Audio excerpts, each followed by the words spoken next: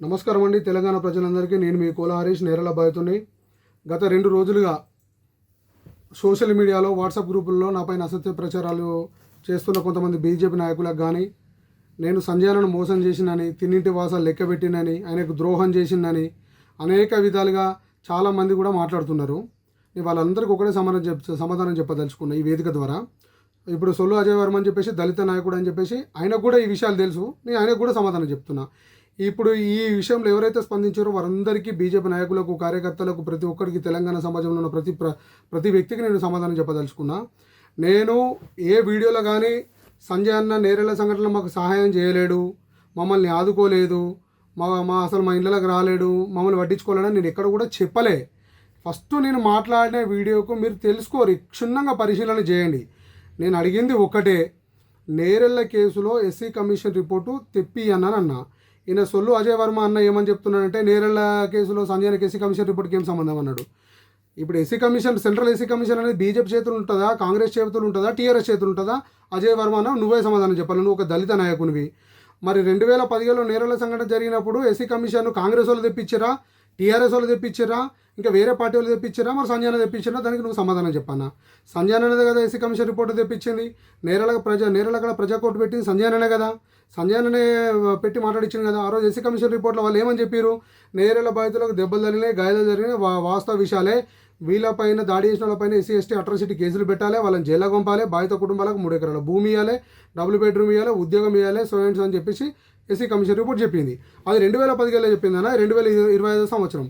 ఈ ఈ ఈ పీరియడ్ టైంలో ఇంతవరకు ఎస్సీ కమిషన్ రిపోర్ట్ ఎందుకు బహిర్గతం అవుతలేదన్న? అజయ్ అన్న మీరు సమాధానం చెప్పండి. క్రాంతి అన్న మీరు సమాధానం చెప్పండి.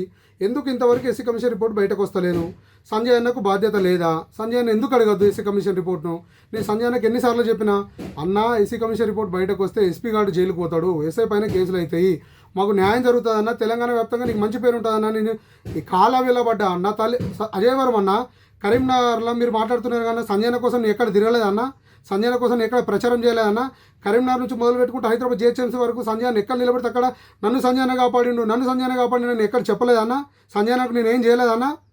ఎందుకన్నా అట్లా మాట్లాడతారు? నేనేం నీతి తప్పినన్నా? నేను ఏడా పైసలు కసపడ్డానా?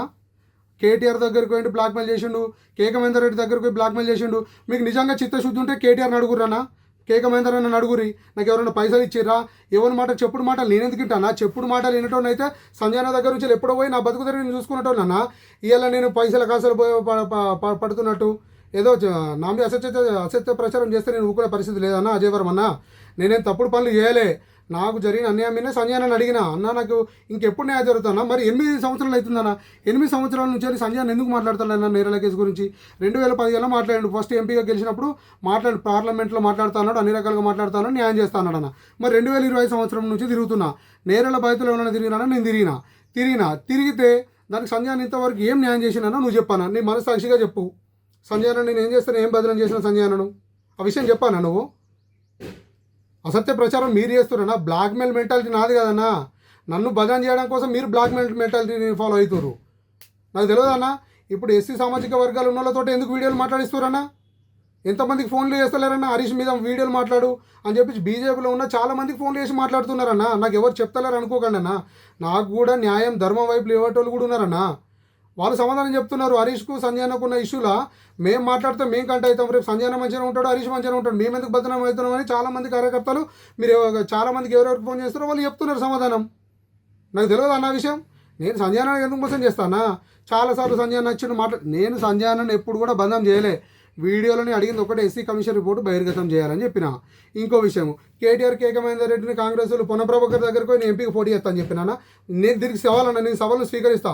పొన్నం ప్రభాకర్ తోటికి చెప్పి నేను ఎంపీగా పోటీ చేస్తాను చెప్తే నా ముక్కు నెలకు రాసేస్తాను ఎక్కడంటే అక్కడ.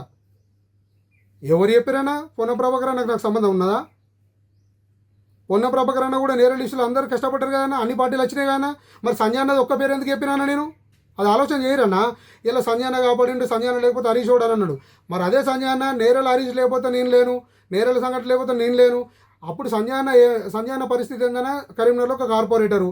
మా సిరిసిల్లలో ఎవరికన్నా తెలుసా అన్న? కామారెడ్డిలో తెలుసా? పోను హైదరాబాద్ వేదిక తెలుసా? ఎవరికి తెలుసా అన్న సంజయ్ అన్న? నేరేళ్ళ ఇష్యూలో ప్రతి స్టేజ్ ఎక్కి చెప్పింది నేను అన్నా. మీరు గుర్తుపెట్టుకోరి.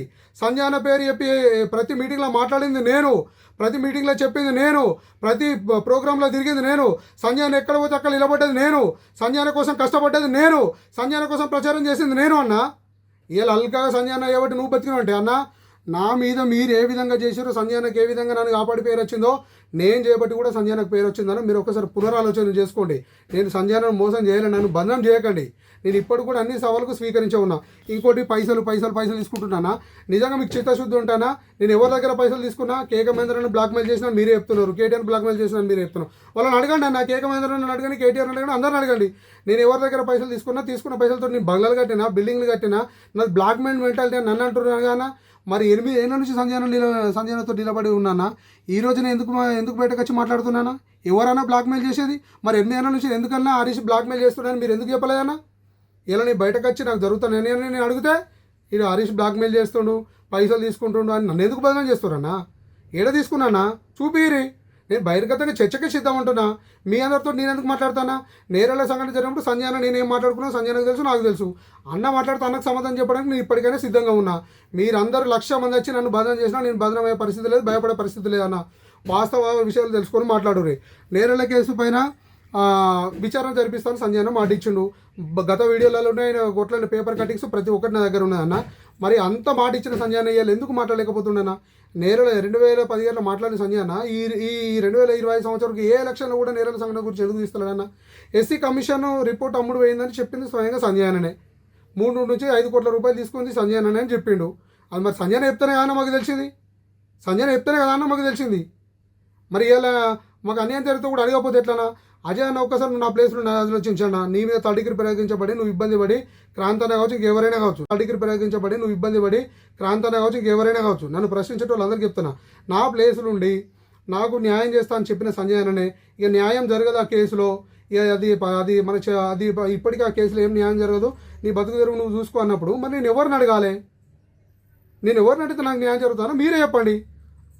నేను బ్లాక్మెయిల్ చేస్తున్నాను, నా మీద నిందలు మోపితే నాకేం భయం అన్నా? నేను తప్పు చేస్తే భయపడతా. నేను ఇప్పటికి కూడా క్లియర్ చెప్తున్నా, సంజయ్ నేను మోసం చేయలే, అన్యాయం చేయలే, ఆయనకు ద్రోహం చేయలే. నాకు జరిగిన దాని మీద అన్న నువ్వు ఫలానా రోజు మాకు న్యాయం చేస్తాను మాట ఇచ్చినవు, ఎస్సీ కమిషన్ రిపోర్ట్ చెప్పేసి మాకు న్యాయం చేస్తాను మాట ఇచ్చినావు, అది బహిర్గతం చేసి మాకు న్యాయం చేయాలని చెప్తున్నా. ఇప్పుడు కూడా చెప్తున్నా, అజయ్ వర్మన్న దళిత నాయకుడు నువ్వు చెప్తున్నావు కదా, నేనే చెప్తున్నానా? ఇప్పటికి సంజయ్ అన్నతో మాట్లాడు. బీజేపీకి సంబంధం లేదన్నా నేషనల్ ఎస్సీ కమిషన్ గురించి. మరి ఎవరు చెప్తా వచ్చిరన్నా? ఎస్సీ కమిషన్ రావును నేను ఇట్లా ఫోన్ చేసి నేను నా మీద థర్డ్ డిగ్రీ వేసిరన్నా, నువ్వు వచ్చి నా ఊర్లో ప్రెస్ మీట్ పెట్టి నాకు న్యాయం చేయకపోవని నేను పెట్టినా అన్న? ఎవరు తెప్పించారన్న? సంజయన కాదన్నా? బీజేపీ నాయకులందరికీ తెలియదన్నా, పార్టీ కార్యకర్తలకు తెలియదన్నా? నేను సంజయన చుట్టూ ఎంత తిరిగినా మీకు తెలియదా అన్న? వాస్తవ విషయాలు మీకు తెలియదా? లాస్ట్ టైం ఎంపీగా పోటీ చేస్తా అంటే సంజయన సాయంత్రం పిలిపించుకొని నువ్వు ఎంపీకి నామినేషన్ చేస్తే ఏమొస్తుంది? మనం బదనం అవుతాం, ప్రజలను నువ్వు ఆగమవుతాం, నేను ఆగమవుతాం, మన మీద వ్యతిరేకత వస్తుంది. ఇన్ని రోజులు మంచిగా కలిసి ఉన్నాము, ఎంపీగా గెలవగానే మళ్ళీ నేను మాట్లాడతాను, న్యాయం చేస్తాను మాట చెప్పి నన్ను తిరుపతికి పంపించి సంజయన కాదన్నా? నేను సంజయన పైసలు అడిగినా? తిరుపతి పోమని స్వయంగా సంజయాన్ని ఇప్పుడు రెడ్డవైన గోపి అని చెప్పేసి ఆయన ఉన్నాడు, ఆయన ద్వారా నాకు 25,000 రూపాయలు ఫోన్పే చేసి నాకు నువ్వు తిరుపతికి పోమని చెప్పిండు. ఇక్కడ ఉంటే మీడియాలో నేను నన్ను ఇబ్బంది పెడతారని చెప్పేసి నేను పైసలు తీసుకొని బదనం చేసిన ఎక్కడుందన్నా? చూపియాలని దేనికంటే దానికి సిద్ధమే. దళిత సంఘాలను పేరు చెప్పుకున్నాడు, దళితులకు అన్యాయం జరిగితే ప్రశ్నిస్తే కూడా ఇక దళితుల నుంచి తీవ్రమైన ఆరోపణలు చేస్తే మరి దళిత సమాజ వర్గాలకు అన్యాయం జరిగినప్పుడు ఎక్కడైనా మరి న్యాయం జరిగేది? అప్పుడు సంజయన కొట్లాడింది. మరి ఇప్పుడు ఎందుకు న్యాయం చేయలేకపోతున్నా? సంజయనకు బాధ్యత ఉన్నదా లేదా అన్న? సంజయనకు సంబంధం లేదు అసలు నేరేళ్ల గురించి. సంజయనకు ఇప్పుడు నువ్వే అంటున్నావు కదా, నేరేళ్లలో నేరేళ్ల ఇష్యూలో సంజయన లేకపోతే నువ్వు హరీష్ ఒక్కటోడు, హరీష్కి అసలు ఏ అర్హత ఉంది అంటున్నావు కదా. మరి అదే మాట్లాడినా నువ్వు సంజయన మరి ఎస్సీ కమిషన్కి ఎందుకు సంబంధం ఉండదు? బీజేపీలోనే కదా అన్న సంజయన ఉన్నది. ఎస్సీ కమిషన్ సెంట్రల్ గవర్నమెంట్ కానీ బీజేపీ దాంట్లో. మరి ఎందుకు సంజయన సపోర్ట్ చేయడన్నా? ఎందుకు మాట్లాడన్నా ఈ విషయం మీద? ఇది అడిగితే తప్ప అన్న?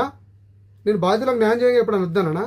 ఒక బాధితుని కాదని ఒక బాధితుని పిలిచి మీరే మాట్లాడతారు, మీరే పైసలు తీసుకున్నారని ఒకరి పేరు ఒకరికి చెప్తారు, నాకు ఒకరి పేరు చెప్తారు, వేరేటోళ్ళకి ఒకరి పేరు చెప్పి మాది మాకే చిచ్చులు పెట్టి మాది మామూలుగా బదనం చేసే ప్రయత్నం చేస్తున్నారన్న. మరి పైసలు ఇచ్చిన విషయము సంజయన నాకు ఏ విధంగా ఇచ్చిండు, దేని గురించి ఇచ్చిండు? బాధితులు అందరినీ పిలిచి ఇవ్వాలి కదన్నా? నాకు సింగిల్ ఒక్కరికి ఎందుకు పిలిచి ఇచ్చిండన్నా? మిగతా బాధితులకు పిలిచి వాళ్ళకి ఎందుకు ఇచ్చిండన్నా? నేను ఇప్పటికి చెప్తున్నా అజయ్ వర్మన్న, నేను సంజయన నాకు ఇచ్చిన బదనం చేస్తున్నారు కదన్నా. నేను సంజయన నాకు ఏవైతే పైసలు ఇచ్చాడో తెలంగాణ రాష్ట్ర వ్యాప్తంగా తిరిగి బిచ్చం ఎత్తుకునైనా సంజయనకు నేను ఆ పైసలు కడతా. దానికి నేను సిద్ధము. సంజయన బహిర్గతంగా వచ్చి హరీష్ నీకు పైసలు ఇచ్చిన బై, గిదినికి ఇచ్చిన బై, నా పైసలు గిన్ని ఖర్చు పెట్టినని చెప్పానన్నా. తెలంగాణలో తిరిగి బిచ్చం ఎత్తుకునైనా సంజయన పైసలు కట్టడానికి సిద్ధంగా ఉన్నానా? నన్ను బదనాం చేస్తే ఏమొస్తుందన్నా? మీకే పాపం జరుగుతుందన్నా, మీకే గోస జరుగుతుంది. సంజయ్ అన్న కాపాడలేదని ఎక్కడ చెప్పలే. సంజయ్ అన్న మమ్మల్ని కాపాడింది ఎంత నిజమో, సంజయ్ అన్నకు నేర లిస్టు నుంచి పేరు వచ్చింది అనేది కూడా అంతే నిజం. అది కాదంటారా? ఆ తప్పు పడతారా? తెలంగాణ సమాజం ముందు తప్పు పట్టే ప్రయత్నం చేస్తారా? నేను వాస్తవాలు అడిగితే నన్ను బదనం చేస్తారన్నా? నేను బహిర్గతంగా చర్చకు అన్నిటికీ సిద్ధమే అన్న. ఎడికి రమ్మంటే అడిగి వస్తా. నేనేమో నా ఊరి ఇడిచిపెట్టి పారిపోతాలే, నేను నేను ఎడికి వెళ్తాలేనన్నా. సంజయ్ అన్నకు వాస్తవ విషయాలు తెలుసు. సంజయ్ అన్న ఈ మధ్యలో మీడియేటర్లకు వాళ్ళకి సమాధానం చెప్పే బాధ్యత నాది కాదన్న. ఇష్యూ అయినప్పుడు మీరున్నారు, నేనున్నారు. మీరు ఏడికి రమ్మని బహిర్గతంగా చర్చకు సిద్ధమన్నా నేను వస్తాను. మీరు నాకేం చేశారు, నేను మీకేం చేసిన అనేది బహిర్గతంగా మాట్లాడదామన్నా. ఇక వాళ్ళతో మాట్లాడిపిస్తే నీకు అన్యాయమే జరుగుతుంది, నాకు అన్యాయమే జరుగుతుందన్నా. నేను కేవలం ఇప్పటికీ ప్రతి ఒక్కరికి బీజేపీ నాయకుల కార్యకర్తలు అందరికీ చెప్తున్నా, నేను సంజయ్ అన్న ఏంటో తిరిగింది అందరికీ తెలుసు. నేను సంజయ్ అన్న అడిగింది వాస్తవమే, సంజయ్ అన్న నాకు న్యాయం చేస్తాను మాట ఇచ్చింది వాస్తవమే. ఈరోజు ఎస్సీ కమిషను నేరేళ్ల కేసులో హైకోర్టులో సీరియస్గా నడిస్తే ఆ కేసు ఎస్సీ కమిషన్ రిపోర్ట్ వస్తే వాళ్ళపైన చర్యలు తీసుకుంటారు. ఆ కమిషన్ రిపోర్ట్ బహిర్గతం చేయమని కదా నేను అడిగింది. సంజయ్ అన్న ఎక్కడ నేను విమర్శించలేదన్న. వీడియోలు చూడరు మీరు కావాలంటే. బ్లాక్మెయిల్ రాజకీయాలు నాది కదన్నా. మీరు నన్ను బ్లాక్మెయిల్ చేసి నన్ను బదనాం చేసి మానసికంగా శారీరకంగా నన్ను ఇబ్బంది పెట్టే ప్రయత్నం మీరు చేస్తున్నారన్నా. నా కుటుంబాన్ని కించపరిచే విధంగా మీరు చేస్తున్నారు. నా కుటుంబంతో సహా నేను కంపల్సరీ రోడ్ ఎక్కుతా. మీరు అందరూ నాకు సమాధానం చెప్పాలి, అందరికి బాధ్యత చెప్పాల్సిన బాధ్యత మీది. కేకమేందర్ రెడ్డి బదనం చేసిన, కేటీ బదనం చేసిన వాళ్ళని అడగండి. నేను ఏం బ్లాక్మెయిల్ చేసినా, ఏం దొంగతనం చేసినా అని చెప్పేసి వాళ్ళని అడగండి అన్న. వాళ్ళని అడిగి తెలుసుకోండి, అలా తెలుసుకొని మాట్లాడండి అన్న. నేను దేనికైనా సిద్ధమే చెప్తున్నా. నన్ను బదనం చేస్తే మాత్రం నేను ఊరుకున్నాను. దేనికైనా సిద్ధమే. జై తెలంగాణ.